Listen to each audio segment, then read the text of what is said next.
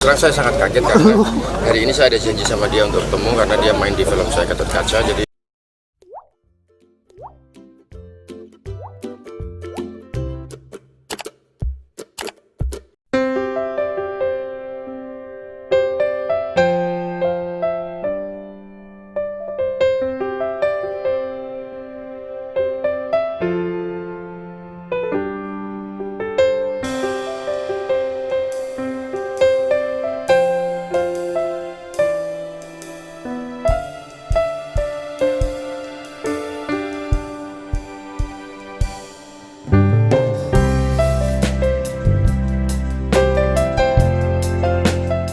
terang saya sangat kaget karena hari ini saya ada janji sama dia untuk ketemu karena dia main di film saya Gatot Kaca. Jadi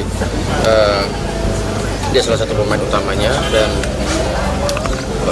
tadi saya nggak tahu tadi Bunge BCL bilang ke saya bahwa tadi pagi Ashraf udah siap mau ketemuan karena dia sangat excited sama film ini. Terus sedih aja saya sampai jam 2 malam menyelesaikan skenario Gatot Kaca hanya untuk saya kirim ke Ashraf biar dibaca, biar pagi ini rencananya ketemu biar bisa sharing, tapi ternyata Allah sudah memanggilnya duluan. Jadi ya saya ikhlas dan coba bilang